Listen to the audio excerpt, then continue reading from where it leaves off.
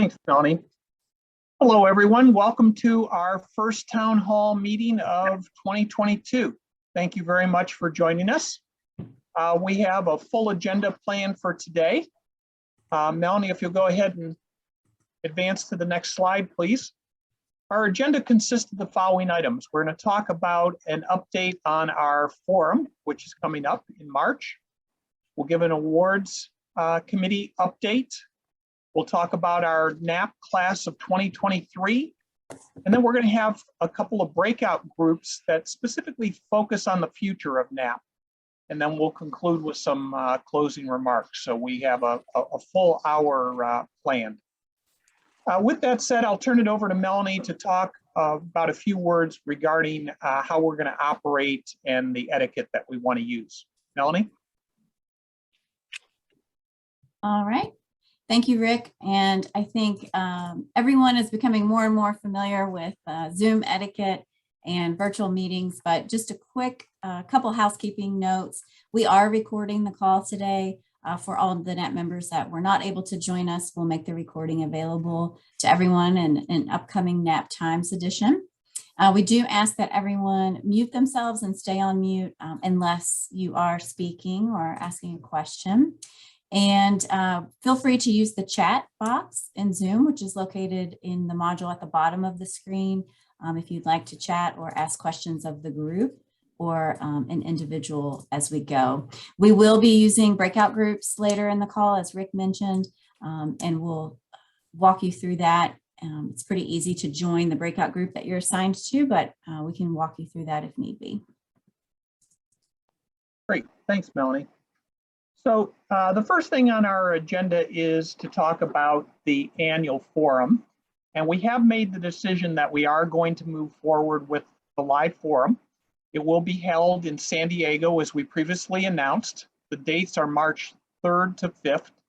And you can see that our theme for the meeting is promoting diversity, resilience, and interprofessional collaboration in education, practice, and research. We're very excited about being able to hold the forum in person. Obviously, there was some consternation at the beginning of the year given Omicron and everything else that's going on in our society. But with us starting to see a decline and the predictions that things will continue to flatten out in the month of February, we're excited to have our forum live and in person after 2 years of not being able to do that. So we hope that some of you will be able to join us. We recognize that not everybody will be able to attend given the circumstances, but we think that it's really important to get back into the habit of having a physical meeting.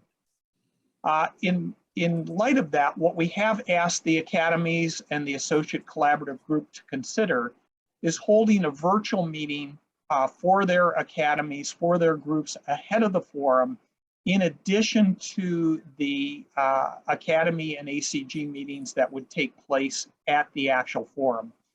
And the reason for that is a couple-fold. First, we know that everybody can't attend every single year, and we want our NAP members to be connected through their academies to the organization.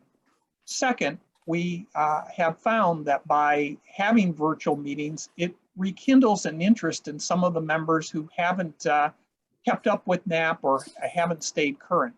And it's just another connection point for us. So we're going to try doing both virtual academy meetings as well as in person, see how that works.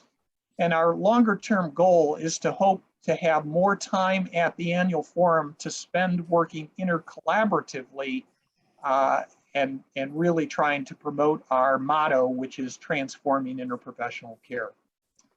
And then finally, as far as the forum is considered, we will consider the possibility of doing a best of the forum, specifically with keynote speakers later in the year, if that's possible. We'll have to look at all of the logistics regarding that.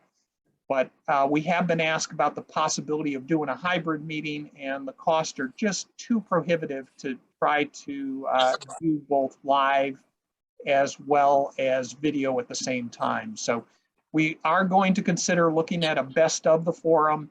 There'll be more information to come on that at a later point once we get through the actual forum itself. So at this point, I'm going to turn it over to Jody Frost, who will give us an update on the awards committee. Jody? Hi, Rick. Thank you so much, and welcome everybody to first of the year town hall. So the awards committee consists of 5 members and a chair. They have been busy the past year, and I'm happy to say that we appreciate all of you who have provided nominations for outstanding candidates for all of the categories, of which there are 5 that will be awarded this year at the annual forum. But the newest award, which is our first time awarding it for 2022, is called the Emerging Interprofessional National Academies of Practice Member of the Year Award. And this award is given to a NAP member who is an early to mid-career professional, serves as an exemplar or role model, and demonstrates future promise in contributing to interprofessional practice and to the National Academies of Practice. So you will see that award for the first time, in addition to the other 4 awards. It's the Nicholas A. Cummings Highest Distinguished Fellow Award, the Creativity in Practice and Education Award, the Interprofessional Group Recognition Award, and the Patient Advocacy Award, which, by the way, was new for the first time last year. So we're excited that all the awards will be given out this year, and our first new one, recognizing an early to mid-career member of NAP. And stay tuned, because there will be launching again our awards for 2023, along with an additional one, which is done by the council, which is a leadership award for somebody external in government. Thanks so much, Rick. Thanks, Jody. I'm going to now call on Melanie to give us a little bit further information relative to the forum and what that's going to look like in terms of attendance and sponsors and some other logistics. So Melanie, can I turn it back to you, please? Sure. Thank you, Rick. Just a quick update on where things do sit for the forum. We have 145 members and attendees registered at this point to join us in San Diego. So we are excited about that. It is a little bit down from where we normally are this time of year, but we recognize that that is the new reality for conferences that are happening this year, given the state of affairs. But we're feeling good about 145 attendees so far. I do want to just, we sent an email out earlier this week, and it'll be in the Nap Times on Monday as well. But just a reminder to everyone that we have extended our early bird forum rate for the duration. So the early bird discounted rate will not have a cutoff date now. We recognize that a lot of you are going to have to wait a little bit longer, a little bit closer to the forum to make your decision on whether you're able to attend. So we have, we're extending that discounted rate throughout, even if you do register on site. So we will take on-site registrations as well. Our online registration closes on February 28th. But if you decide very last minute to join us in San Diego, you can do that and register on site. And we are also doing away with our typical cancellation policy that normally kicks in at this point before the forum. But again, just due to the nature of things, we know that some late or last minute decisions are going to have to be made. So there will not be a cancellation penalty if you have to cancel. We just ask that you still notify us in writing, given the COVID landscape right now. An update on sponsors. We do have 8 confirmed sponsors for the forum this year, including one brand new sponsor for us, the University of Minnesota School of Nursing. So we're excited for our returning and long-term supporters and sponsors, as well as our new sponsor this year. So we will have presence in the hub. They will have exhibit tables, and you'll be able to meet with our sponsors and learn more information about those organizations. I also am happy to report that we have a very large class of new inductees that we'll be bringing in at this year's forum. We have 95 new fellows and 45 new professional members that we will be bringing into NAP. So definitely excited about that. And thank you all for making nominations and helping spread the word to your colleagues about the National Academies of Practice. And the last thing I'll note related to the forum is for our new members. Some of you may be with us today on the town hall. For the new members that are coming in the class of 2022, we're going to hold a two-phase member orientation and welcome process where we'll be sending out information ahead of the forum to all of our new members. That includes background information about NAP, a new member materials packet, if you will, along with a Zoom recording from our president, Rick Weisbarth, just giving you more information about NAP and ways to get involved. And then on site in San Diego, we will hold a new member welcome session at breakfast one morning, and we welcome all the new members to come to that as well, where we will share more logistical information about the induction banquet and have a chance to network with other new colleagues coming into this class. Thank you very much.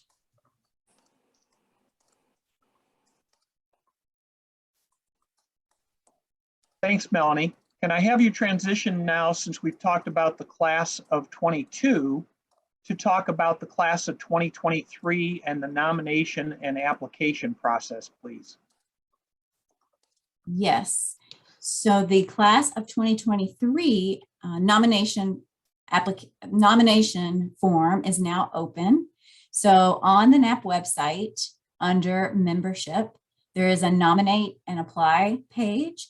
And there's an awful lot of information on this page, but it's all geared toward walking you through the steps of nominating a colleague for professional membership or fellowship in the organization, as well as information that those nominees will need to know to go through the steps of the process. So a quick overview of the schedule for this. Nominations are open from now until the end of June. So you have until June 30th to go online and submit your online nomination for new fellows. We encourage you to nominate your colleagues that are in your profession or in your own academy, but also a reminder that you can nominate across academies as well. So if you know of colleagues that are practicing interprofessionally and have that background and interest, we welcome you to nominate across academies. And the nomination period closes June 30th. The nominees then have through the end of July to submit their application fee and complete their application, where they submit their CV along with a wealth of other information that helps the academies and the council review the applications.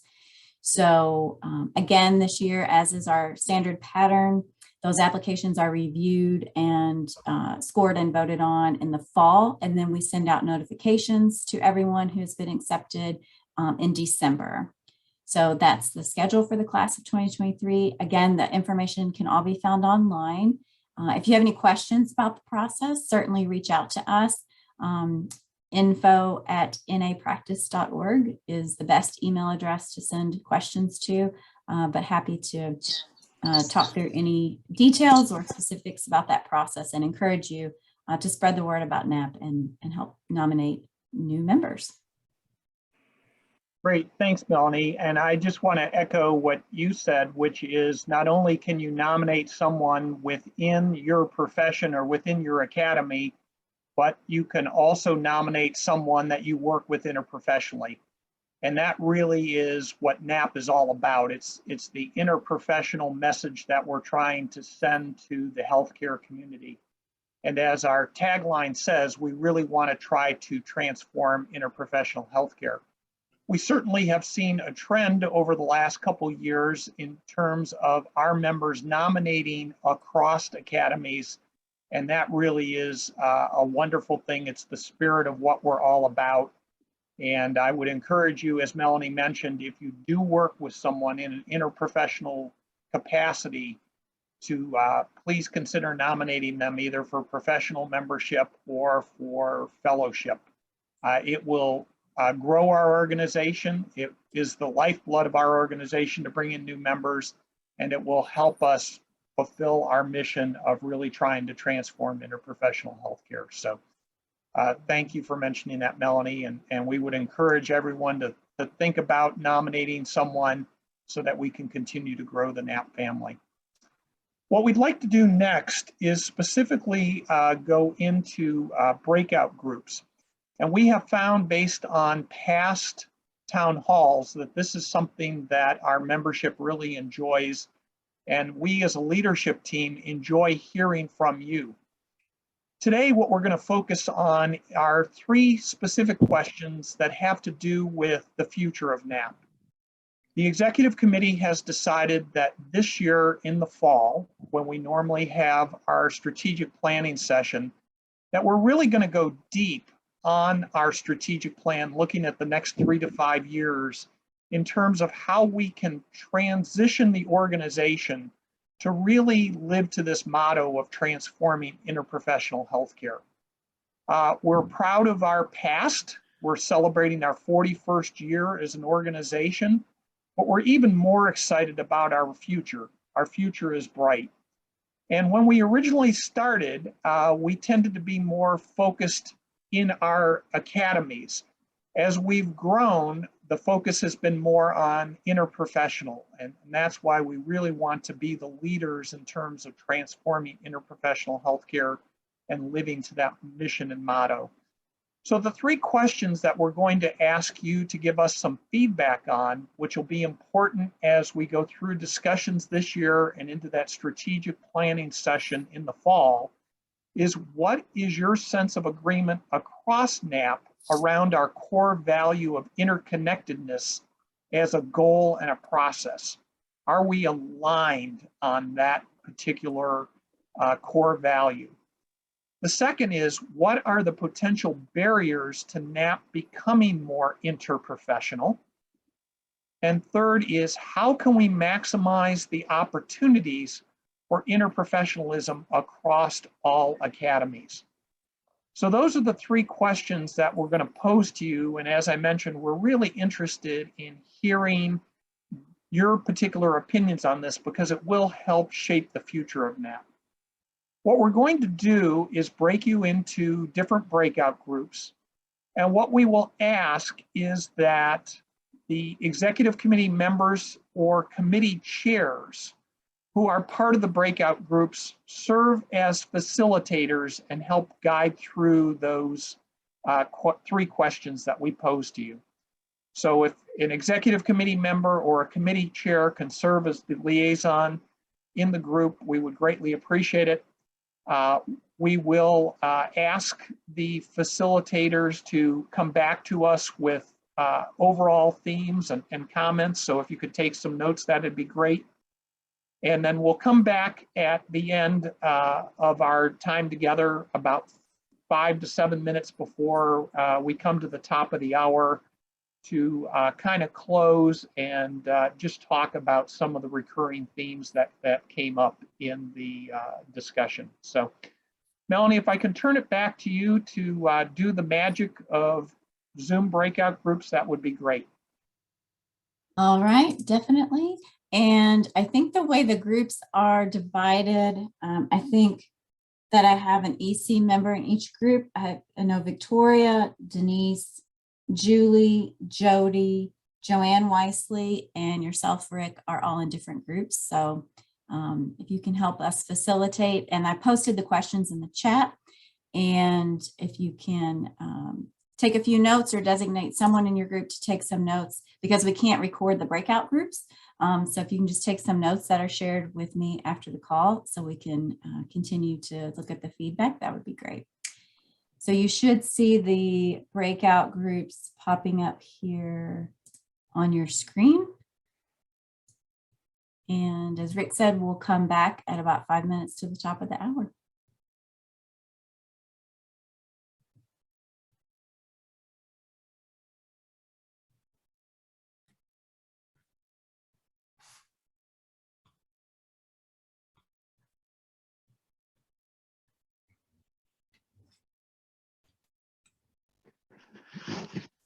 Melanie, I'm not seeing anything to take me to a breakout room. All right, let me check. There may be some folks. Okay, yeah. I'm not seeing anything either. All right. You should start to see something pop up.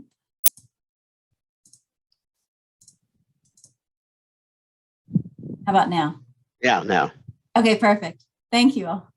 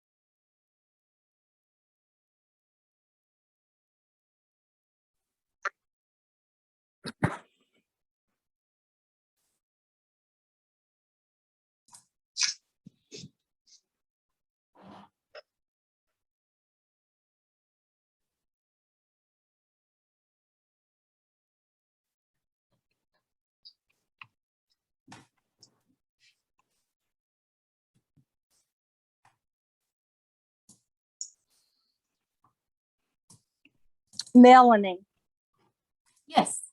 this is Annette Greer. Uh-huh. When I send the paperwork to Angela for the CEUs on Friday, do you want me to copy you? Who else do I need to copy other than Angela and Andrea? Or Trish, excuse me, Trish. Oh, is this for what, The CEUs for the forum? for audiology, right? But what, No, this is for, for the joint? inter- Yes, Angela and me. If you'll CC me as well, Annette, that'd be great. thank you. Thank you. Yikes. We're back, Melanie, and Terry Chanel has been frantically capturing the essence of our, so I don't know if we're going to be reporting here or whether you want the information, but she has all the gems that we collected. That's great. Yes, if you can, I'll put my email address in the chat just so it's in front of everyone. And if you did take any notes with your group, if you could send it to me, that would be great. Oh, so you want us just to email them to you? That'll work. I think Rick is going to ask for a little feedback now if we have time, but if everyone can send the full notes to me, that would be great. Well, welcome back to the big group. I hope that you found this useful. Our group certainly had a very lively discussion, and I'm getting feedback from others that it was the same. If you could share your feedback from your group with Melanie, we'll try to capsulize it all.